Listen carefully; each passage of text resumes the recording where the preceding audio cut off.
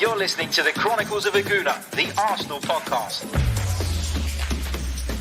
I'm Martin Tyler, and you're listening to Harry Symeou.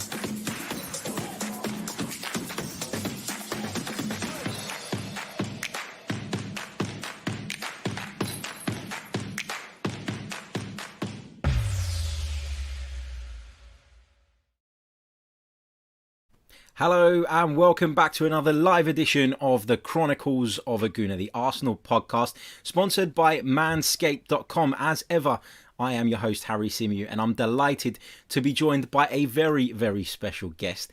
She's joining us from the other side of the pond, but she's a North London girl at heart. Big welcome to the show, Sophie. It's been ages. How are you? I'm good, mate. How are you? Yeah, not too bad, not too bad. And lots of you probably recognise Sophie from the Highbury Squad, one of the best Arsenal podcasts out there. So please do head over there, check it out, and I'll get Sophie to remind you guys before we wrap up today on how you can find the podcast, where you can find it, and some of the upcoming shows that they've got in the pipeline. Big hello to everybody in the live chat. I can see there's lots of you joining us already. A couple of you complaining that we're a minute or so late. Well, you got two Cypriots on. So if you thought this show was going to be on time, then sorry, but reality check. It's a good job it's not Friday Suvla with some Zivana, that's for sure. Yeah, exactly. Brilliant stuff. Right, it's been an international break. Lots of news. Negative news, I would say, with regards to players testing positive for COVID-19 left, right and centre. Two of our very own, in Mohamed Elneny and Sead Kolasinac, have both tested positive for the virus, which is a blow. And regardless of what you guys think about some of those players, in particular Sead Kolasinac, to lose a player from our squad is obviously a blow. And he's somebody that Mikel Arteta, again, whether you like it or not, has turned to on certain occasions. I mean, Sophie, I want to start off by getting your thoughts on the international break, because it just feels like, given everything that was going on, that it just felt a little bit unnecessary. Are you kind of singing from the same hymn sheet with regards to this? I completely agree with you on that one. And, you know, when we're stopping certain parts of life and we're trying to be safe and ensure that we're reducing contact travel as much as possible in order to kind of stop the spread of this virus and get back to a normal life again. To me, it seems like the international break is all about money, right? The federations have to make money.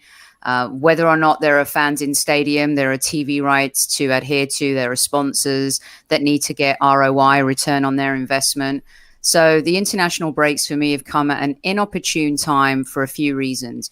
You have coaches like Klopp and Pep Guardiola who are complaining about injuries, about the kind of pressure we're putting on players to perform. Since Project Restart, they haven't really had much of a break. They had to finish their football season. Some Liga called it early. Eredivisie also, did what they had to do. Bundesliga kind of was the pioneer, I think, in how we've moved forward with dealing with a lot of this stuff. Yeah. But the international break, I thought that if you're going to cancel the Euros, then don't play international football right now. If you're going to tell fans they can't go into stadiums and they can't travel to watch football, don't make players travel for football. Just seeing what Aubameyang had to go through, sitting in an airport somewhere in Africa, for I don't know how long it was, Harry. Was it 6, 7, 8 hours? 6 hours, apparently. It's nuts. Absolutely nuts. That's not a healthy situation either, is it? So for me, I think they're trying to ensure that they're being fiscally responsible to their partners. And at the same time, they're also trying to ensure that some of these international competitions move forward. So, and also it came at a time where the Premier League and other leagues were just kicking in again. So the breaks have come very soon. And I think really, if you look back on it, now we're seeing all of these cases, not a good decision. Yeah, completely agreed. And I kind of get why they needed to play the qualifiers for the Euros, for example. I get that, those games, again, I still think that they could have maybe left it to another time or whatever, but I get why they played those. What I don't get is the friendlies in particular. That was the real massive frustration. We've seen that the Nations League does have a knock-on effect on qualification as well. So again, I don't think that should have been played, as I said. But again, I kind of see it. But the big issue for me was the friendlies. Why on earth are we watching pointless friendlies, particularly at a time like this?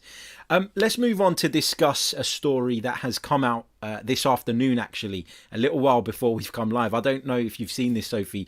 I barely just caught it before we came on, but I'm sure it's something you'd be able to share your view on as well. There's been a report from The Athletic, David Ornstein in particular, that David Luiz and Dani Ceballos came to blows on the training ground. David Luiz was unhappy with a challenge made by Dani Ceballos in training, and apparently he hit the guy on the nose. He hit Dani Ceballos on the nose. The report says that he scratched him and he drew blood.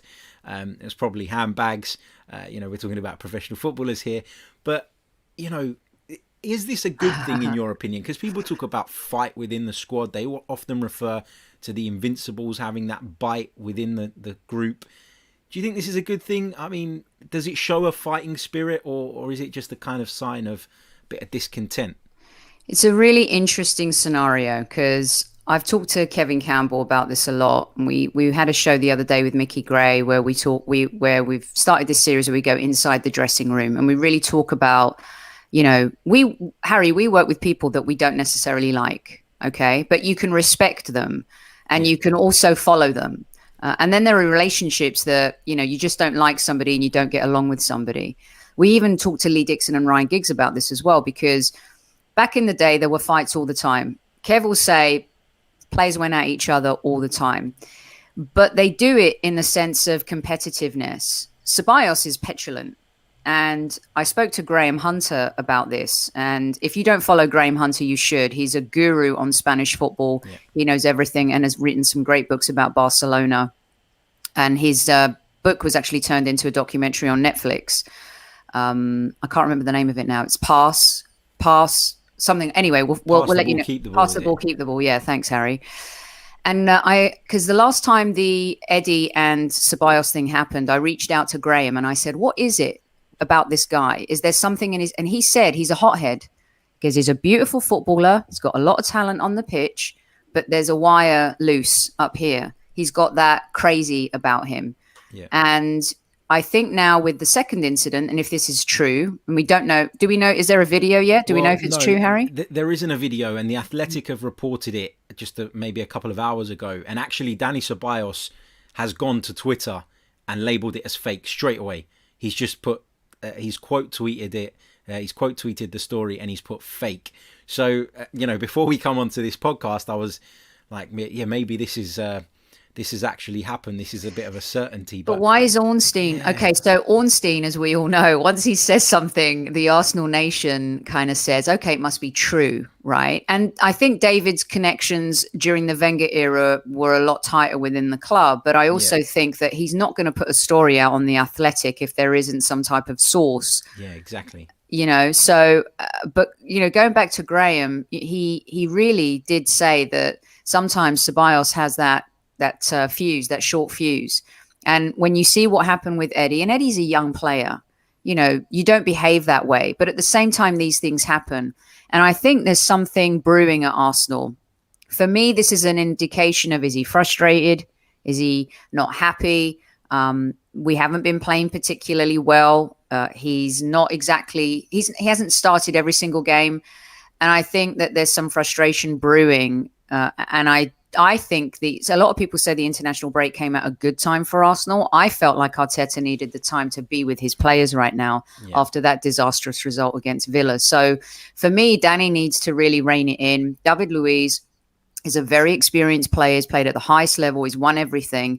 And no matter what you think about David and his mistakes, he's a good professional. And I think you haven't really heard of any super negative fighting stories about David Luiz in his career, have you, Harry? So, no, you're right. This is going to be an interesting one to see how it unfolds, and a very challenging time for our manager. He's really got to rein this in, because these stories coming out into public, this is the thing I think that people try to protect when they happen in training. And right now, there's a lot of things going on that I think Arsenal fans have every right to question.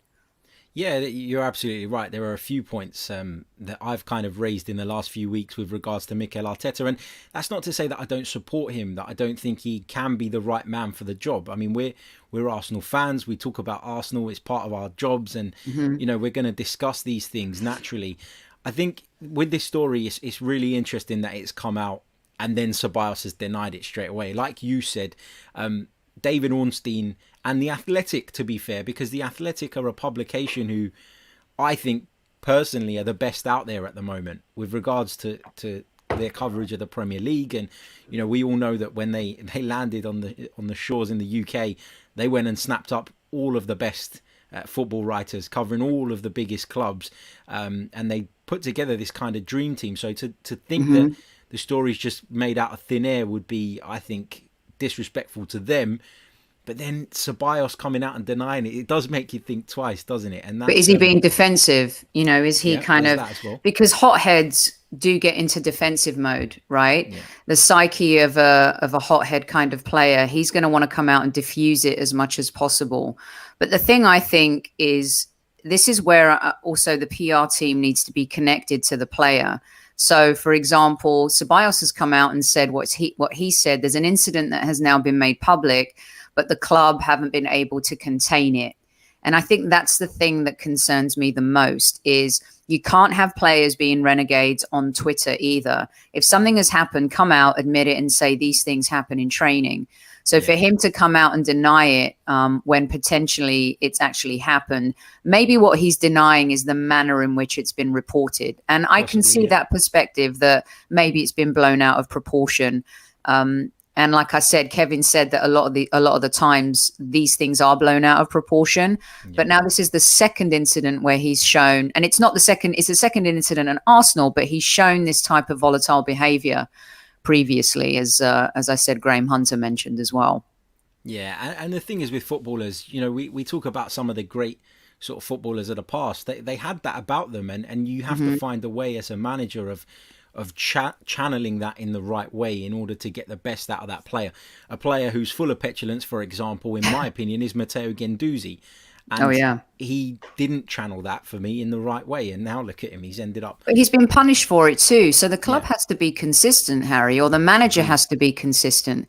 So if Guendouzi and Ozil have been petulant and Dani behaves like this, what are you going to do about that? This is where I worry that Arteta may be playing favourites. And we'll get onto that when we talk about the game and stuff. But I think he needs to be really careful. He got a lot of love coupons from the Arsenal nation when he won the FA Cup. First final, defeats Chelsea, defeats City again, beats Frank Lampard in his first final too, gets that monkey off his back to win his first trophy. But Arsenal were always going to be judged by the Premier League. And he cannot be seen to be losing control of the team and players. And I think Arsenal fans are seeing this a little bit and concerned with the story that's kind of broken this morning or this afternoon in the UK.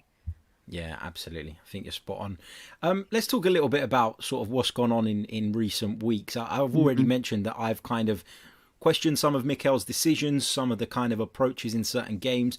I feel like, I get the whole coming in and shoring up the defence thing. And to be fair to him, he has done that for the most part. But there were certain games in the last few weeks where I felt we needed to be a bit braver. We needed to, be a little bit more adventurous in our approach. And we didn't necessarily do that.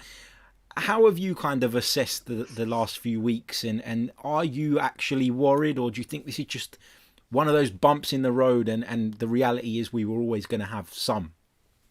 I love this question, and it's a great question because we have been fighting as fans for years since the end of the Wenger era, going into the Unai era, and now coming out of the FA Cup win and going into the Premier League era where Arteta gets to start it from the start, right, Harry? So for me, I've been arguing with Casey and Amanda on the pod about this, not because I'm against Arteta. I fully support him. I think that he has an immense amount of talent. Yeah. I also know that he's a really good human being. He's his kids went to school with my cousin's kids when they were living in London, and he was playing at Arsenal. Phenomenal family, classy guy, superhuman being, does all the great things for kids, involved like my little cousins in family days at Arsenal and all that kind of stuff. But at some point, it's okay to criticize the manager. It doesn't mean that you want him fired, but you are allowed to kind of look at things and say, okay, hold on a second. We can't be just the cup team. We've won the FA Cup 4 times in 6 years, and it's been glorious and wonderful. One of the things I've argued about this year, which the others disagree with me, is this year I would actually sacrifice winning the FA Cup to finish in the top 4. Not because I think we can win the Champions League, but because of what the Champions League financially yields for the club. And when we're struggling and when we can't sign Usam Aouar because of financial reasons, you know, and then you get someone like Zidane calling him and telling him to hold out until next season because Madrid will sign him. You know, those are red flags, things you should be concerned about. So as much as we had the best defensive record before Aston Villa, and I really respect what he's done at the back, it's come at a huge sacrifice because creatively and up front, we have regressed instead of progressed. I like to look at Liverpool as the model to follow. Klopp came in, Liverpool were on their knees. You know, they hadn't been really they had been competitive, but they'd fallen at the last hurdle. I think, you know, they built from the front backwards. And Unai was very much front to back. He didn't really care about the back. He cared more about flair. He cared more about attacking football. And Liverpool, a little bit the same. They got Salah, they got Firmino, they got Mane.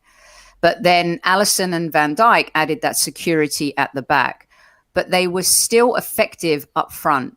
And I think the sacrifice we've made up front, Harry, is so glaring and really quite... If you look at Unai and Arteta's records, I just want to throw this one out you. Emery, in Emery's era, at the same point when we played Leicester, Emery's team, Arsenal team, had scored 74 goals. Arteta, 58. The undeniable...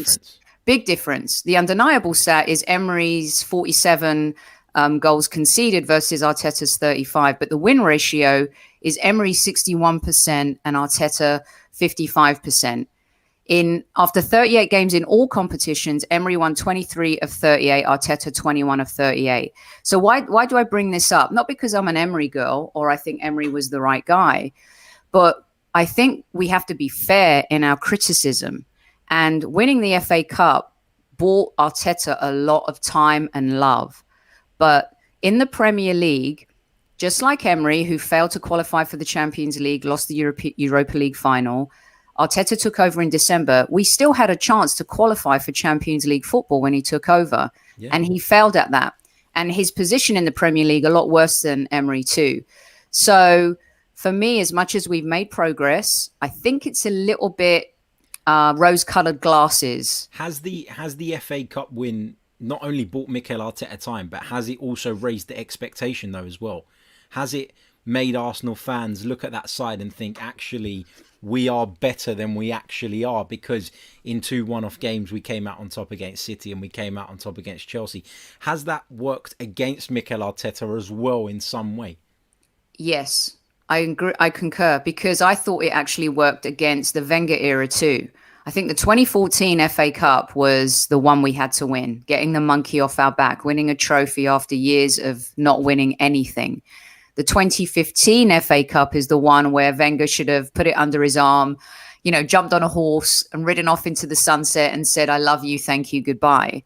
But what happened was after 2015, everyone believed this is it. This is the turn. 2 FA Cups in a row. We can turn this around. We can progress in the Premier League and we can be competitive again.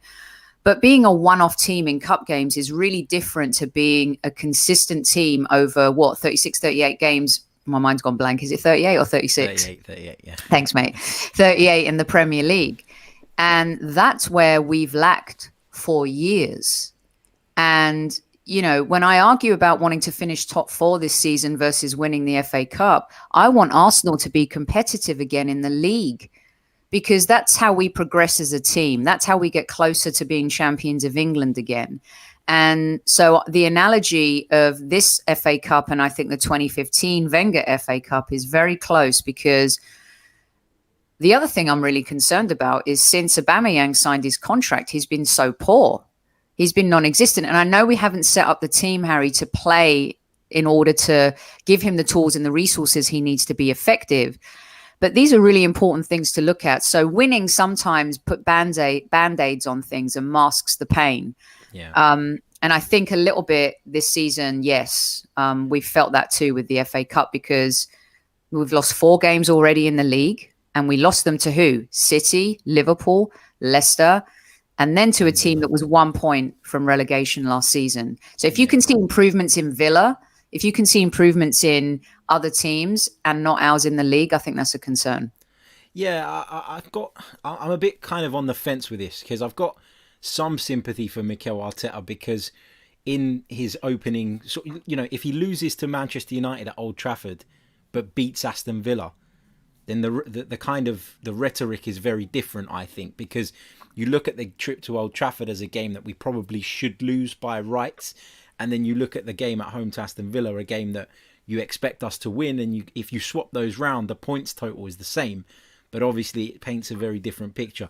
So I have got sympathy for him in that sense. Dan DeLuca in the live comments as well makes an interesting point, where he says, if the second manager has a weak record, is there not an argument that it's partly because he's having to clean up the mess the first manager left behind, when sort of comparing the two? So I think that's maybe something Isn't to that consider also, as well. I think he also made a comment saying comparing consecutive managers can be quite lazy. No, it's quite real, because you're comparing apples to apples, same games, same amount of competitiveness in the Premier League.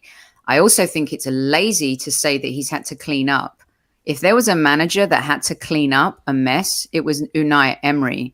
Okay. He came in as a weird choice for some Arsenal fans. He was also taking over from an absolute legend, a lot like David Moyes taking over at Manchester United when Sir Alex Ferguson retired. That is not easy.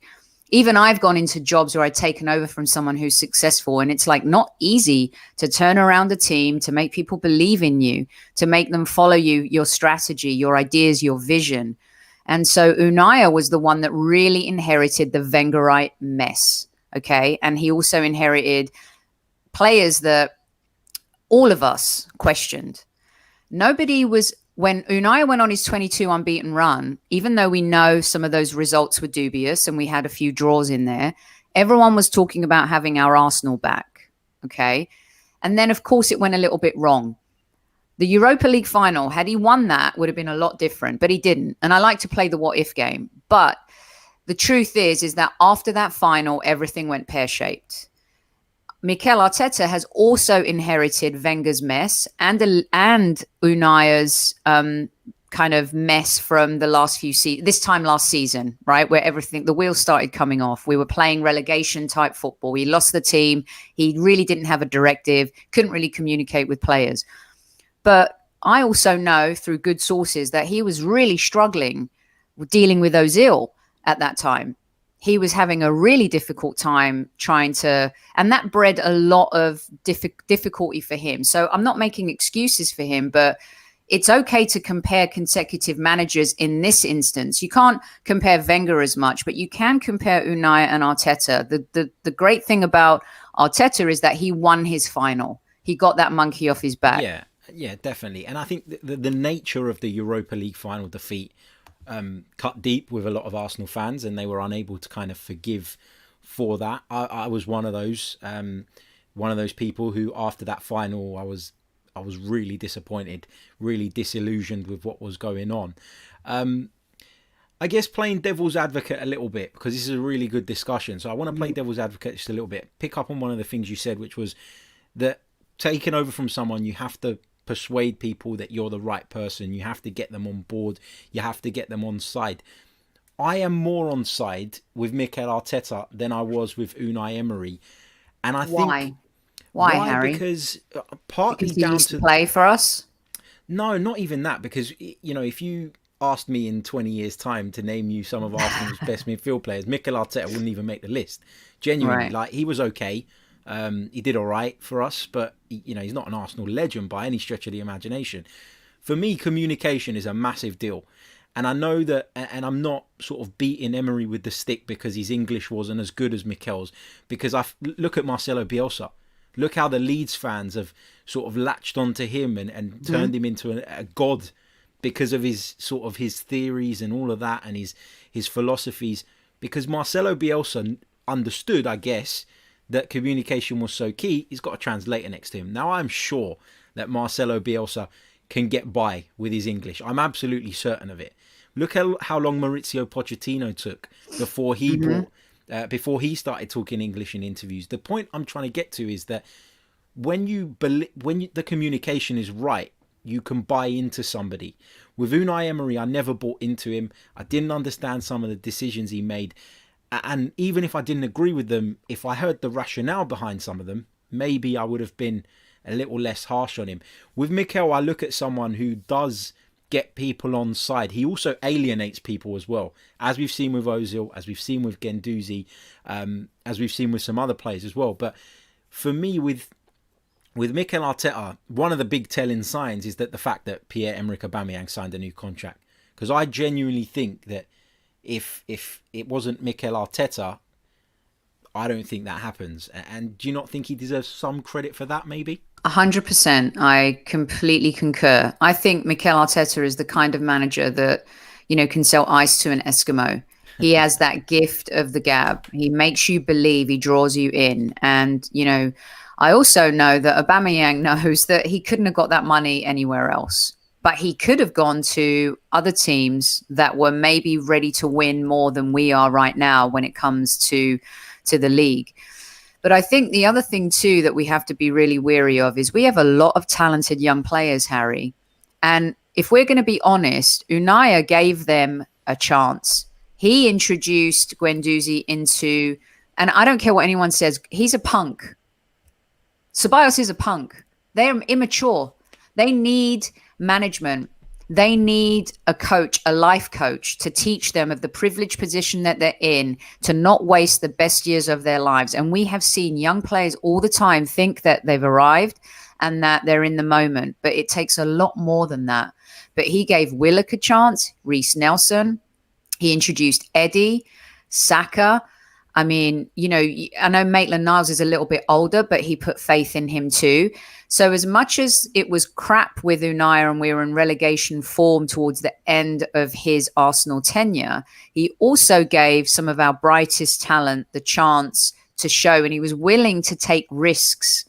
So when you have and you've inherited poor players like Mustafi, Kolasinac, I don't put Xhaka in that bracket. I have a different opinion about Xhaka, which I know a lot of Arsenal fans don't agree with.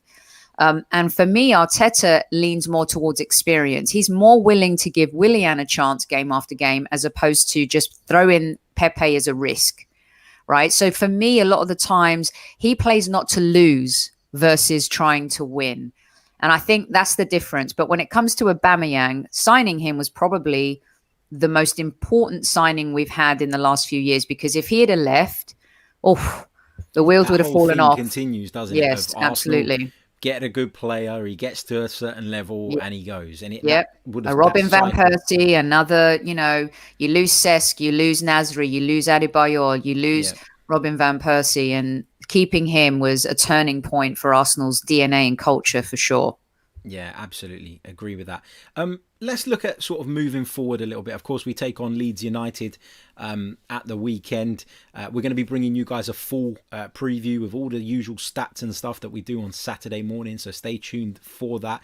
We'll be looking a little bit at Leeds United as well and what they're going to bring to the table. But just in terms of addressing the issues that we've spoken about with regards to our attack, our creativity, I've written a piece for the Gooner fanzine, which will go out at the start of next month. But I don't want to give away too much about what's in it because then nobody will want to read it. But the point is, when I look at the creative issues, I think that there's not just one issue. And that's why it's a little bit more difficult to fix than some people would say. Mm-hmm. It's not just a misfire in centre forward. It's not just wingers struggling to create their own opportunities. It's not just the lack of a number 10 or a midfielder willing to make the runs sort of beyond and get up in support. It's a culmination of all of those things. So if you were Mikel Arteta, Sophie, going into this weekend's game, first of all, is this the game to try things? And if so, what would you do? Well, trying things against one of your mentors is an interesting pickle for Arteta. Here's what concerns me. If he doesn't try something different, Harry, and if he doesn't try to adapt, I start to worry that he's got a bit of not an ego, but the one game I compare it to was it the semi-final, Manchester City in the Champions League? Pep Guardiola put square pegs in round holes. He had that game to win. I actually thought City were going to win the Champions League last season, but Pep made so many drastic decisions in that game where his own genius and his own brain kind of overpowered the basics of football and trying to just win the match and get City to their first ever Champions League final. And for me, Arteta's been putting square pegs in round holes a little bit. If he doesn't play Aubameyang down the middle against Leeds, I think the Arsenal nation's going to implode. I really do. And I've been of the argument, and I want you to, I've really been wanting to hear your point of view on this, because Aubameyang almost won the Golden Boot last season playing on the left. And I've asked everybody, and I don't think I've got a clear answer. What was the difference? Why was he able to achieve that level of prowess, that level of scoring goals when he was playing on the left versus what's happening right now? I know that trying to be more solid at the back has sacrificed some of that. But now we have Thomas Partey in midfield. Ceballos came back. You have Tierney on the left. I mean, the over-the-top ball Tierney played a lot in Project Restart, especially against Liverpool, was a beautiful thing. That's been completely lost in the Premier League, and that worked really well.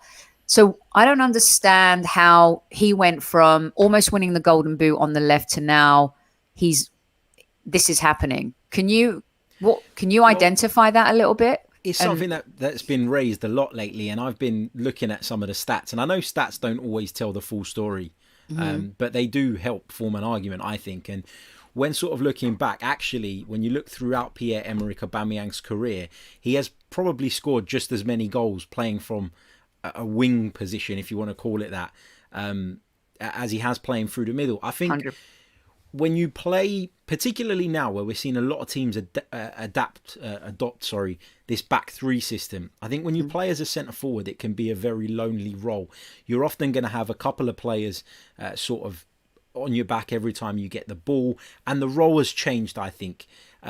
You're seeing Lacazette have to come that little bit deeper all the time, and the issue is here that Arsenal as a unit are not creating enough opportunities. I always argued towards the back end of last season that actually Aubameyang playing from the left was a good thing, because by starting from such a wide position and then making a run in towards the penalty area, what you're doing is you're creating uncertainty, because who picks you up? Does the right back come with you? Does the centre back take you? Does he pass you on? And often when you see players losing defenders, it's in the midst of somebody trying to pass their man onto somebody else. So I feel like that position was working. It's not working now, though. And it's not working because Arsenal as a team just aren't doing enough to create chances. The argument that people were making about him going back to the middle, I think, is a valid one for one reason and one reason only. If you look at some of the opportunities that Lacazette has spurned in recent weeks, and I'm thinking about, the one at Anfield when we were 2-1 down. I'm thinking about the one against Leicester City. There was a really good one. And there's a couple of others that spring to mind.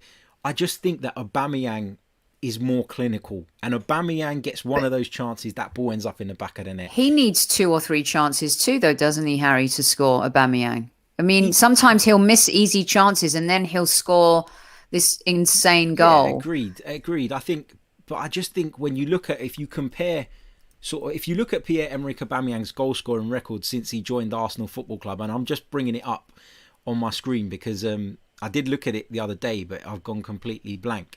Stats for Pierre-Emerick Aubameyang since he signed for Arsenal: 119 games, 74 goals. 74, I was going to say, yeah. That's an unreal record, and that just shows me that he's just a lot more clinical than somebody like Lacazette. And at a time where we're not creating enough opportunities, it becomes even more imperative that we take the ones that we do create. And I don't see that with Laka, and people are getting frustrated with him. Equally though, you know, there's no guarantee that moving Aubameyang into the middle makes us score more goals straight away. Because as I keep saying, the whole team as a unit, it's not working. You know, when you go back to those FA Cup games with City and Chelsea, we had a very specific plan. It was a very specific plan to lure them out, to play certain balls, expose certain channels down that left flank, etc., etc., and get Aubameyang into situations where you could isolate defenders. That's not happening now. And is it not happening because we're lacking confidence? Is it not happening because people have sussed us out? I don't know the answer to that. But just to kind of finish off on that point, when I look at Lacazette's record, it's 136 games and 51 goals. I mean, He's Harry, a lot less clinical. But at the same time, he's asked to do different things, Lacazette, right? Here's the thing with Lacazette. And Kevin Campbell chose him. We did an episode, our current top 5 favourite players, and he chose Lacazette, and he did for a reason. And we've talked about this all the time, and I brought this up on the show, is that for me, Lacazette's our Bobby Firmino. And he's become, I think, a little bit of a scapegoat in all of this, which isn't fair, because you're actually now setting players up to fail, right? Lacazette last season was great for us. I don't think he's been a bad signing for Arsenal, but he's also asked to do things off the ball that are not a lot of players and not a lot of fans see. Firmino, Liverpool would never have had the success they did without what Firmino did off the ball. And sometimes it's just as important what players do off the ball as they do on the ball. And it's a really, it's an underappreciated, underrated position to be in.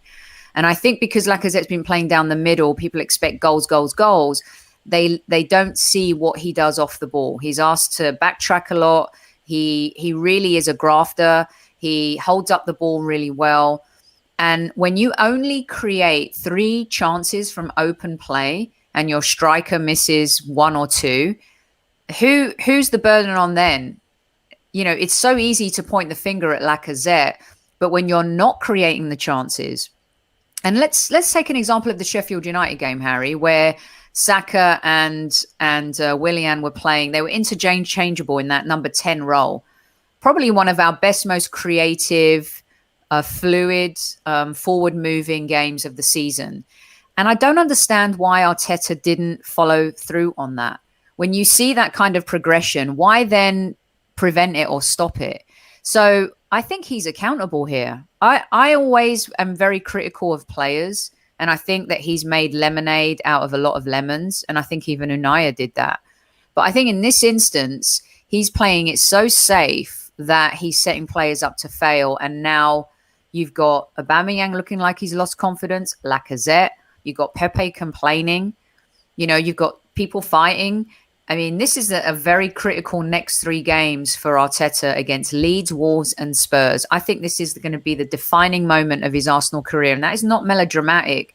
If we lose these 3 games, if we don't win any of these games, I think, you know, you really then have to put the spotlight on him. And he's the decision maker at the end of the day. He sets the team up.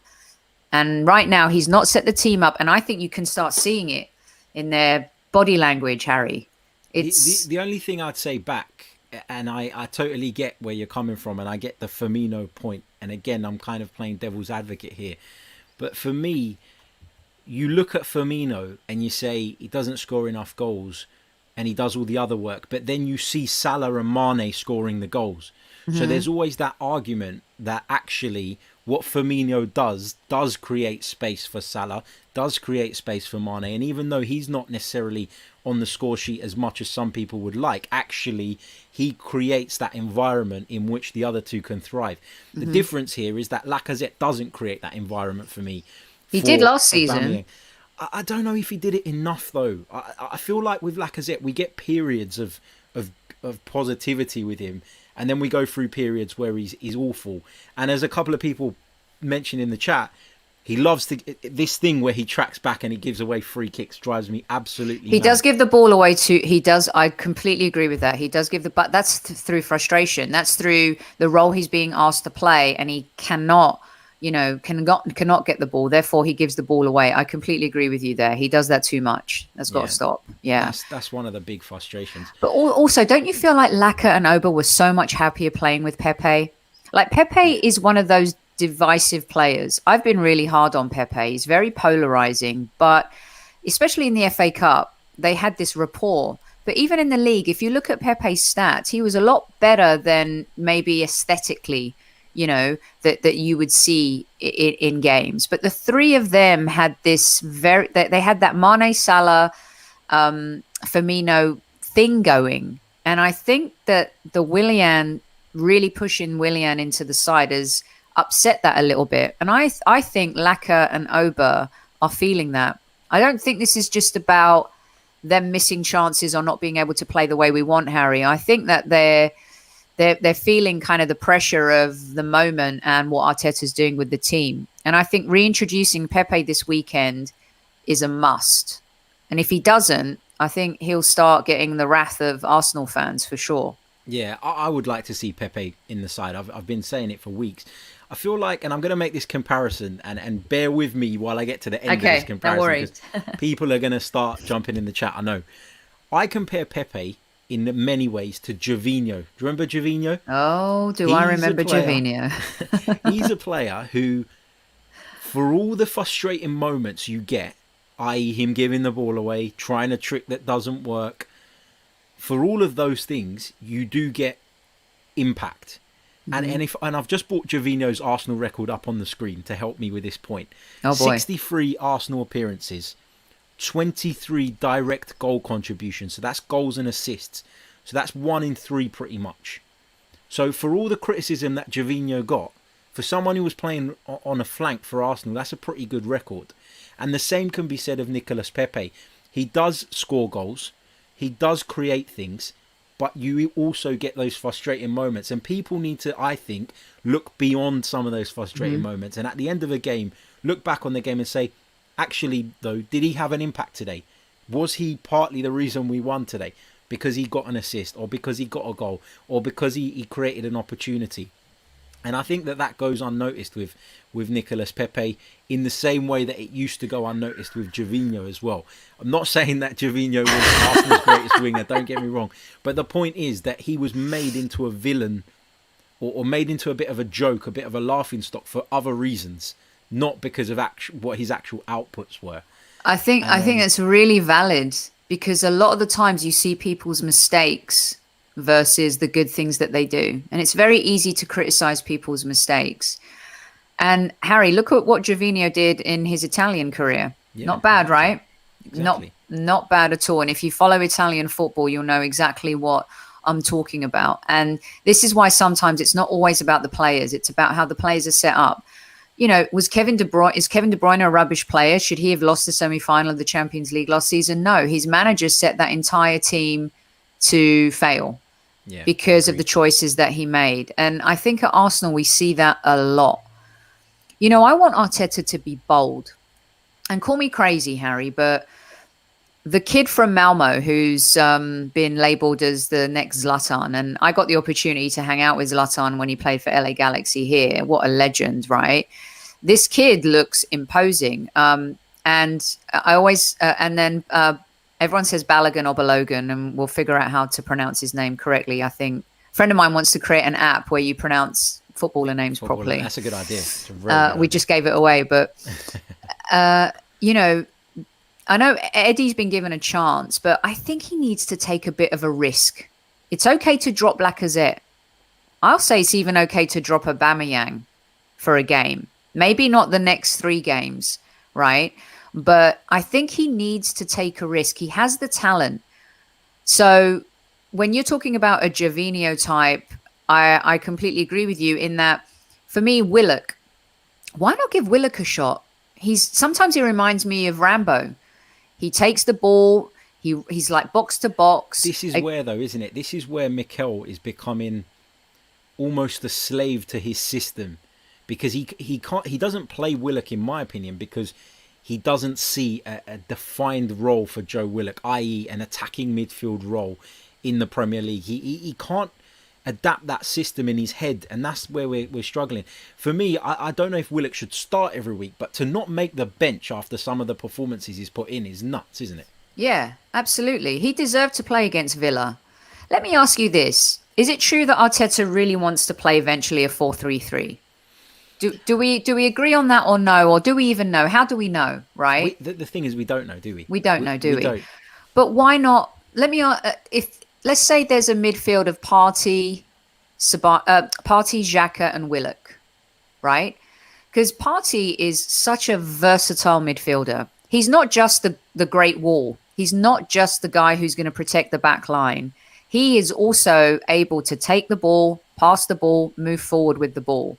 So Xhaka can be for now, for me, call me crazy, have a go at me, I don't care. But Xhaka is the best in terms of what we have. I'm not talking about he's the best for Arsenal long term or he's the answer, Harry. But I would pick Xhaka to play alongside Partey. Ceballos, to me, blows hot and cold. I think he's super talented. He's amazing on the ball. He can keep the ball, and especially when we need to have possession. But I also think he can come on in a game and affect the game. So why not have a Partey, Xhaka, Willock kind of role, and then you've got Pepe, Saka on the left, and Oba down the middle. Is that crazy? No, I think it's valid, and I think that when we're looking at a system where he clearly likes to see one of his midfielders or somebody dropping into the defence to make it a 5, Xhaka can also do that. Mm-hmm. We've seen him do that time and time again. So I don't think it's crazy. I think going back to the point about what Arteta actually wants to do in the long term, I don't think anybody really knows. Anybody that says they do is a liar, because there's no previous to go by. You know, we're basing this on the fact that he worked for Pep Guardiola. Well, when we hired him, I thought he was going to be Pep Guardiola 2.0, and he might dress like him, and he might wear the same trainers as him, and all of that rubbish. But in terms of his style of management, he's completely different. He's a real pragmatist, Mikel Arteta, and I didn't. It's more like George Graham. Yeah, exactly. He's more like George Graham than Pep, for sure. Right, guys, if you haven't already, I can see there's loads of you watching us at the moment. Please do smash that like button and subscribe to the channel if you haven't already.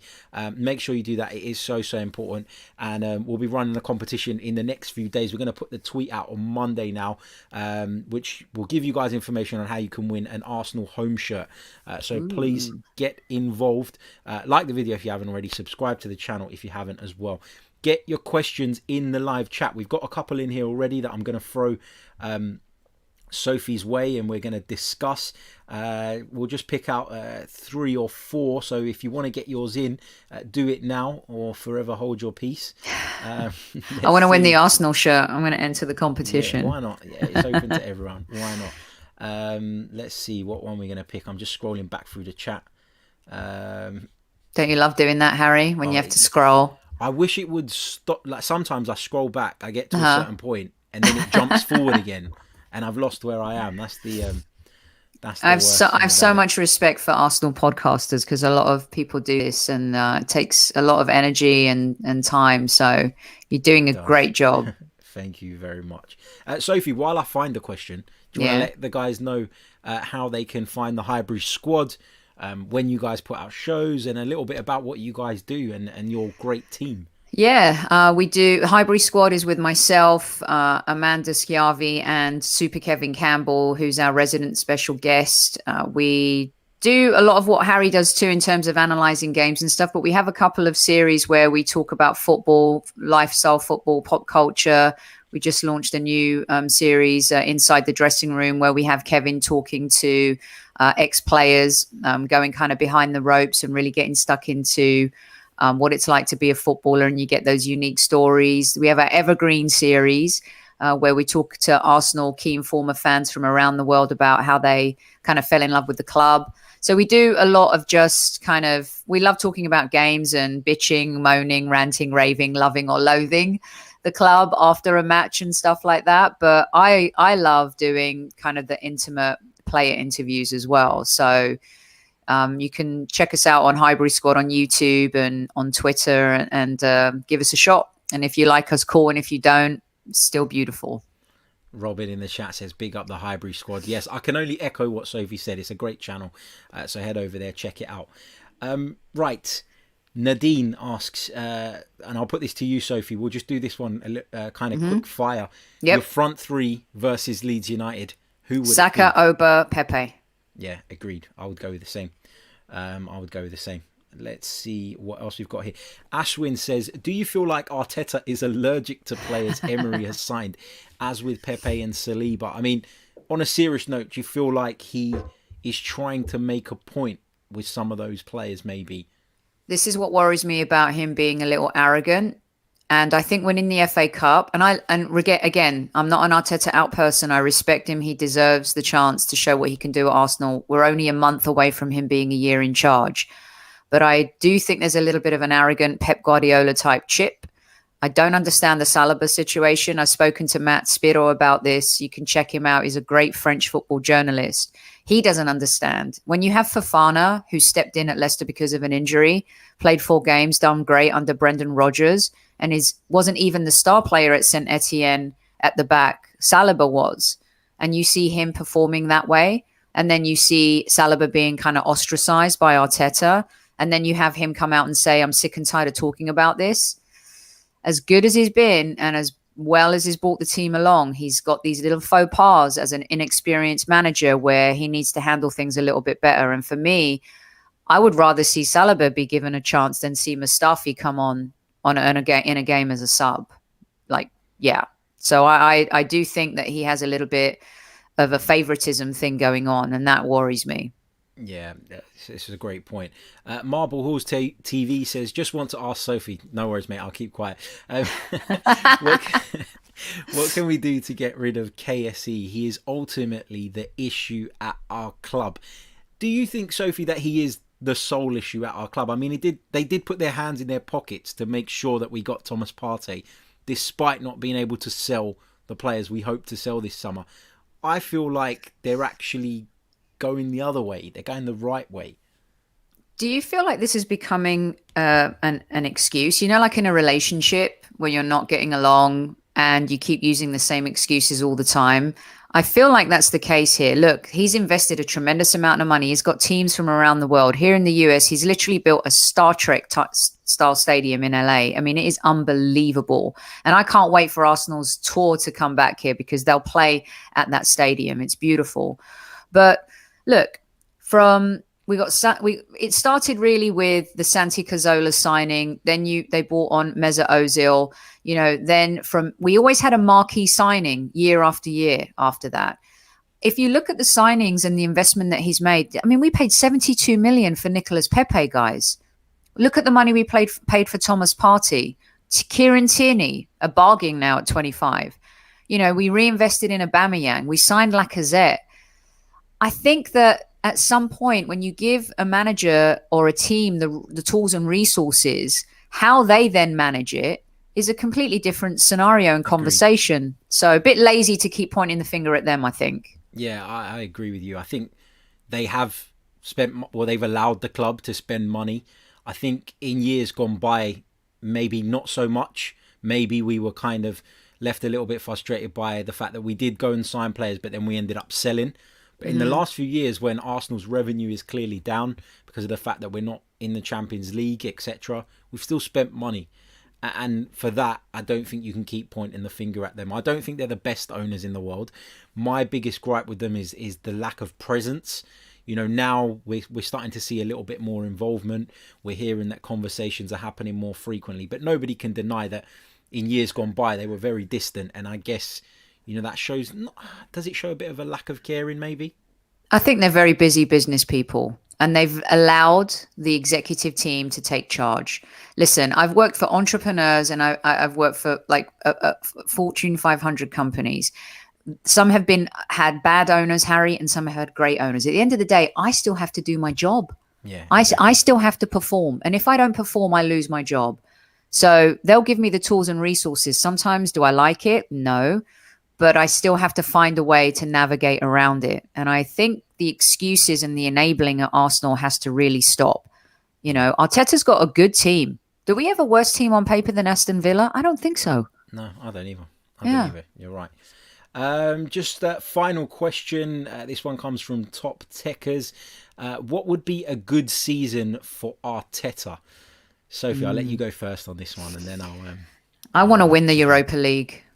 I want to get back to a European final and win one. Look, the League Cup we haven't won since, is it 92 or 93? You guys can correct me if I'm wrong. The FA Cup we've won four times in 6 years. I think we have a ways to go to win the Premier League.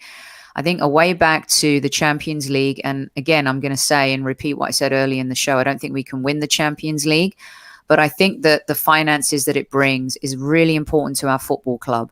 To get to a European final and win it would be epic. Just please don't make it against Spurs, because my heart won't be able to take it. I'm not even sure if I could watch the game if it was an Arsenal v Spurs Europa League final. I think it would kill me. Especially with Mourinho at the helm. Jesus. Oh my gosh. I'm worried about him. I'm worried about them this season. Yeah, I'm starting to be, but I'm not going to give that. We won't talk about that until we get to that point.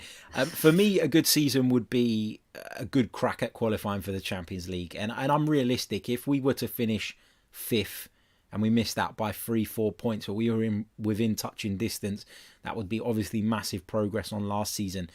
But if we're not in the race again and we don't put together a Europa League run, etc., then there will be questions asked. I think you can really judge Mikel Arteta at the end of next season rather than this one.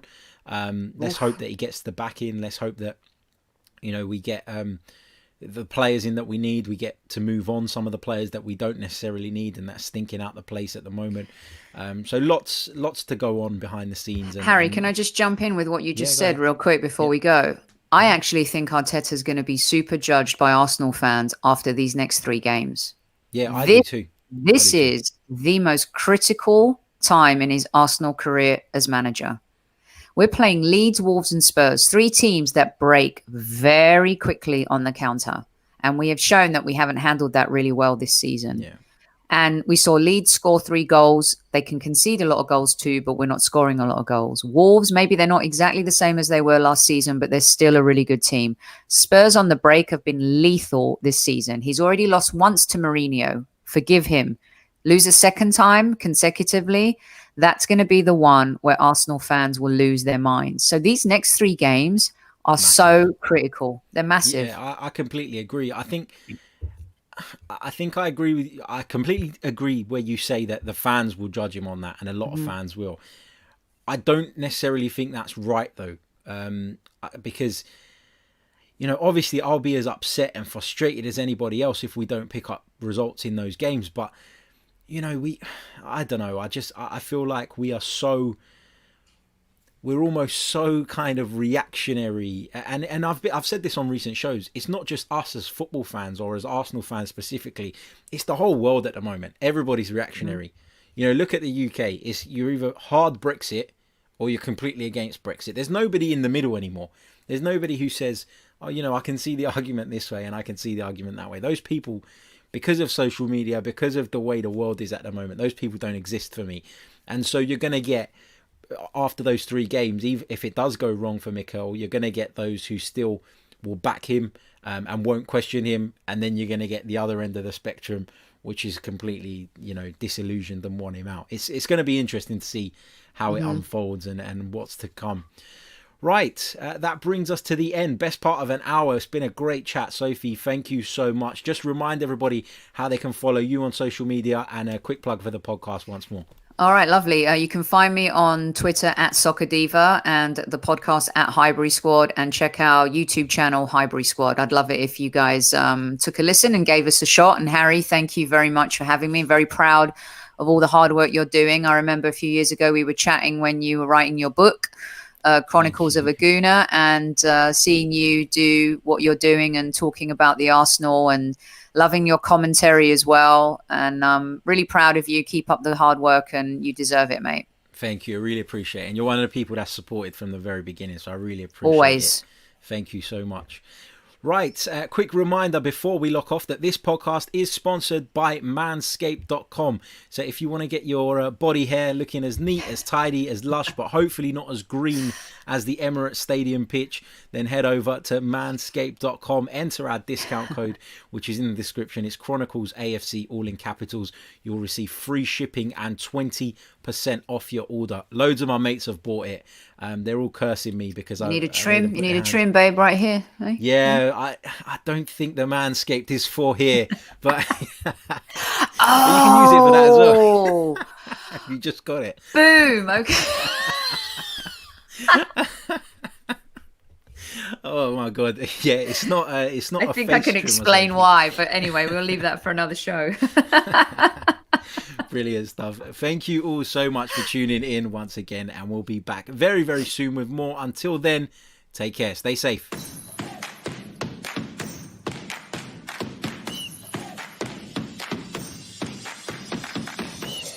You're listening to the Chronicles of a Gooner, the Arsenal podcast. I'm Martin Tyler, and you're listening to Harry Symeou.